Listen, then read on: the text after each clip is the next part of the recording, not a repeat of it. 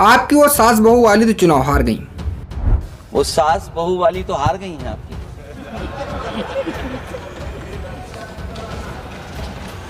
इसी साल 16 अप्रैल 2026 को लोकसभा का हॉल इन्हीं शब्दों से गूंज उठा था और निशाने पर कौन था? एक ऐसी महिला जिन्होंने कभी देश की सबसे वीवीआईपी सीट मतलब अमेठी में राहुल गांधी को हराकर भारतीय राजनीति में भूचाल ला दिया था। लेकिन 2024 में एक प्रॉक्सी उम्मीदवार से बुरी तरह हारने के बाद लोग मान चुके थे कि स्मृति ईरानी का राजनीतिक करियर अब खत्म हो चुका है, क्योंकि उसके बाद न वो सांसद रही, न मंत्री रही और न ही संगठन में भारतीय जनता पार्टी ने कोई बड़ा पद दिया। लेकिन कहानी में सबसे बड़ा ट्विस्ट अभी आना बाकी है। तो क्या टीवी की तुलसी एक बार फिर से सबको चौंका देगी? आज की इस छोटी सी खबर में देखिए कि स्मृति ईरानी का सबसे बड़ा यूटर्न किस्सा शुरू होता है महिला आरक्षण पर। इस पर बहस चल रही थी। अखिलेश यादव ने तंज कसते हुए सास बहू वाला कमेंट कर दिया। अब स्मृति ईरानी चुप बैठने वालों में से तो है नहीं। ठीक 1.5 घंटे बाद सोशल मीडिया पर उनका पलटवार आता है। उन्होंने कहा कि जिनको राजनीति धरोहर में मिली वो कामकाजी औरतों पर टिप्पणी ना करें, जिन्होंने जिंदगी में कभी कोई भी नौकरी नहीं की, सीरियल से हटकर संसद पर ध्यान लगाएं। अगले ही दिन 17 अप्रैल को अखिलेश यादव ने एक शायरी पोस्ट कर दी, जिसमें उन्होंने लिखा कि हर बात से अगर साजिश की बू ना आई होती, इतनी जल्दी विदाई की घड़ी ना आई होती। लेकिन स्मृति ईरानी उस दिन वाराणसी में थी।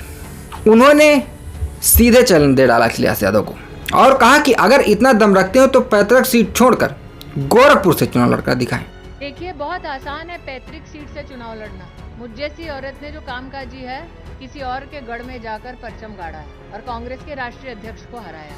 तो अगर इतना ही दमखम रखते हैं तो पैतृक सीट छोड़ के गोरखपुर से लड़के दिखाएं। अब इसी बात के जवाब में आज अखिलेश यादव ने भी हंसकर कह दिया कि ठीक है, हम अपने कन्नौज का नाम बदलकर गोरखपुर कर देंगे। मैं अपने कन्नौज का नाम बदल दूंगा, गोरखपुर कर दूंगा।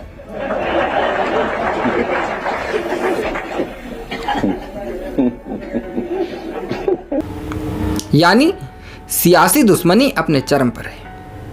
लेकिन इस मुकाम तक पहुंचने के लिए स्मृति ईरानी ने जो सफर तय किया वो किसी ब्लॉकबस्टर फिल्म से कम नहीं है। स्मृति ईरानी दिल्ली की एक मिडिल क्लास फैमिली से आती हैं। उनके पिता पंजाबी महाराष्ट्रियन बैकग्राउंड से थे और कांग्रेस के सदस्य थे। अगर हम उनकी माताजी की बात करें तो भारतीय जनता पार्टी और आरएसएस से जुड़ी थी।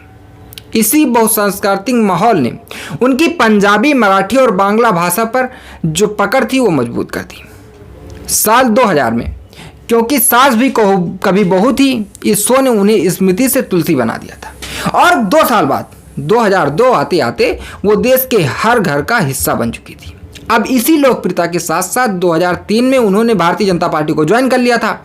2004 में चांदनी चौक से वो कपिल सिब्बल के खिलाफ चुनाव लड़ती हैं, लेकिन हार जाती हैं। लेकिन पार्टी ने उनका दम देख लिया था। 2010 में भारतीय जनता पार्टी महिला मोर्चा की राष्ट्रीय अध्यक्ष उन्हें बना दिया जाता है और 2014 में उन्हें सीधा राहुल गांधी के खिलाफ अमेठी से चुनाव लड़ा दिया गया। भले ही वो पहली बार हार गई थी, लेकिन जो राहुल गांधी की जीत का अंतर था वो 3,70,000 से घटकर 1,07,000 रह गया था। और फिर आया 2019, इतिहास पलट गया था। स्मृति ईरानी को 4,68,000 वोट मिले थे और उन्होंने राहुल गांधी को 55,000 वोटों से हरा दिया था। वो सीधे नरेंद्र मोदी जी की कैबिनेट की सबसे ताकतवर महिला और बाल विकास मंत्री बन गई थी। लेकिन इतिहास का पहिया हमेशा घूमता रहता है। 2024 के लोकसभा चुनाव में बाजी पलट गई कांग्रेस की किशोरी लाल शर्मा। इन्होंने स्मृति ईरानी को 1,67,000 वोटों से हरा दिया था और इस हार के बाद सब कुछ बदल गया था। 26 मई 2025 को अहिल्याबाई होलकर की जयंती के बाद से वो अमेठी में नजर नहीं आई, संगठन में भी क्योंकि उन्हें कोई बड़ा पद नहीं मिला। लेकिन यहाँ एक बड़ा सवाल खड़ा होता है, आपको क्या लगता है, क्या अमेठी की ये हार स्मृति ईरानी के राजनीतिक करियर का द एंड है या यह सिर्फ शेर के पीछे हटने वाली बात है? कमेंट करके अपना ओपिनियन जरूर बताएं, क्योंकि जो अगला हिस्सा मैं आपको बताने वाला हूं वो आपके होश उड़ा देगा। देखो, जब लगा कि सब खत्म हो गया तभी स्मृति ईरानी ने वो किया जिसकी किसी को उम्मीद नहीं की। उन्होंने वापसी की, लेकिन राजनीति में नहीं बल्कि टीवी की दुनिया में। 29 जुलाई 2025 को एक धमाका हुआ, क्योंकि सास भी कभी बहू थी का दूसरा सीजन लॉन्च हो गया था। एक बार फिर से तुलसी वीरानी का किरदार घर घर में छा गया और इसकी पॉपुलैरिटी का आलम यह है कि यह स्टार प्लस के टॉप 3 शोज में शामिल है। अगर हम इसकी टीआरपी की बात करें तो 3.2 है और ओटीटी जियो हॉटस्टार पर नंबर 1 में ट्रेंड कर रहा है। अब आप सोचेंगे कि राजनीति के वीडियो में इस सीरियल का क्या काम, क्योंकि दोस्तों टीवी की इसी पॉपुलैरिटी ने उन्हें फिर से राजनीति के केंद्र में ला दिया है। भारतीय जनता पार्टी ने तुरंत इसका फायदा उठाया और बंगाल में इस वक्त विधानसभा के चुनाव चल रहे हैं।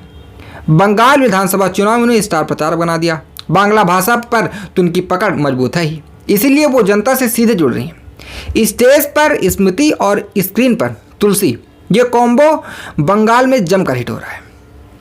तो क्या अमेठी से उनका नाता टूट चुका है? बिल्कुल नहीं।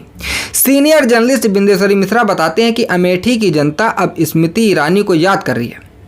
2019 से लेकर 2024 तक स्मृति ईरानी ने जो भी विकास किया था, जो मौजूदा सांसद हैं उन उम्मीदों पर खरे नहीं उतर पा रहे।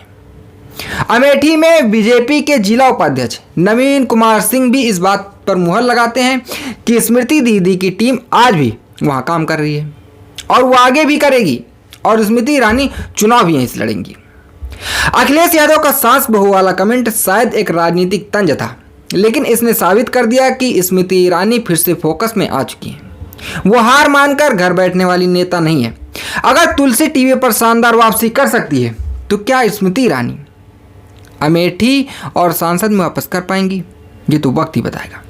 अगर आपको ये छोटी सी खबर और एनालिसिस पसंद आई हो तो वीडियो को लाइक करें, अपने दोस्तों के साथ शेयर करें और ऐसे ही दिलचस्प वीडियो और राजनीतिक खबरों के लिए चैनल को सब्सक्राइब करना ना भूलें।